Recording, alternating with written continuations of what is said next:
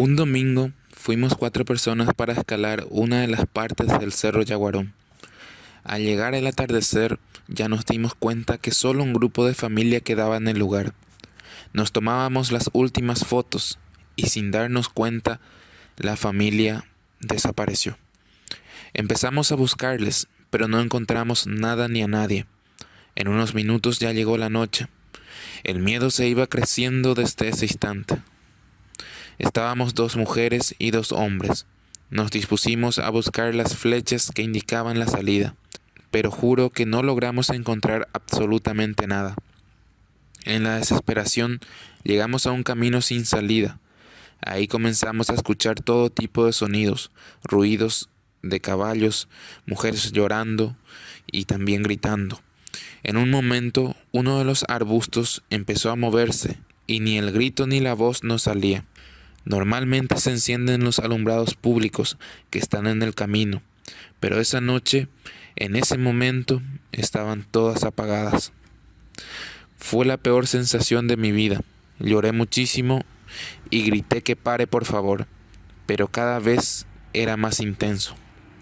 Cuando ya no sabíamos qué hacer y ya los 4 estábamos pidiendo por favor que queríamos salir de ahí, empezamos a ver unas luces muy extrañas, una abajo de otra.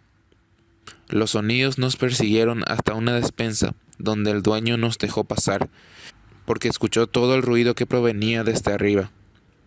Nos rezó y nos pidió que ya no volvamos ahí nunca más, porque lo que nos pasó era una advertencia que no le gustó la presencia de uno de los 4.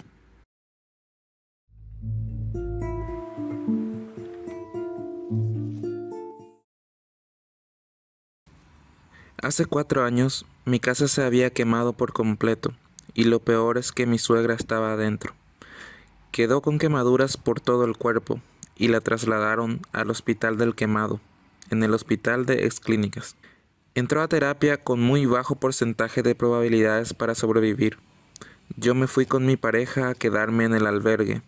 Habían 2 piezas grandes, una de mujeres y otra de varones.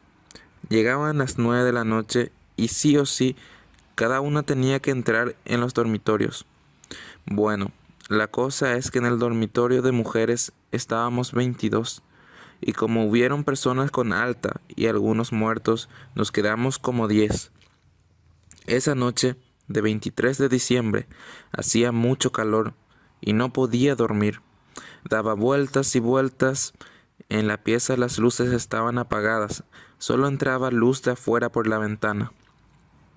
Eran como las 3 de la madrugada y no podía dormir. Estaba mirando la pared y dándome vueltas. En un momento miro y veo a una chica joven como de 16 a 20 años máximo, bajando de la cama, ya que allí se usan esas camas de 2 pisos. La chica vestía con bata blanca, de esos que se usan en los internados, la piel blanca pálida y los cabellos negros y largos. No dejaba de mirarme desde el pasillo en el que se reflejaba la luz. La chica no paraba de mirarme. Lo único que pensé en ese momento era que llegaron más internos y algún familiar entró en el albergue para dormir, ya que ninguna de las que estábamos allí teníamos el cabello tan largo. Pasaron 5 minutos y ella seguía mirándome. En mi mente pensé, pobre, ¿qué será lo que le pasa? Luego ella volvió a subir en el segundo piso de la cama y se acostó. Después de un rato me quedé dormida. A la mañana siguiente nos despertamos todos tempranos, porque el aseo las hacíamos nosotras, y ahí me percaté que no había nadie en la cama donde yo vi a la chica. Pensé que habría ido a la farmacia, o tal vez a buscar el desayuno. Ya era casi mediodía y no había ninguna chica como la que vi. Entonces les pregunté a las demás, y me dijeron que nadie entró esa noche. Les conté lo que me pasó y me comentaron que solía parecerse esa chica, y que el albergue donde estábamos ahora era una morgue antes. Desde esa vez tuve mucho miedo, y ya no podía estar tranquila en ese lugar. Si quieren tener una experiencia paranormal, también les recomiendo visitar el hospital de Barrero Grande de noche.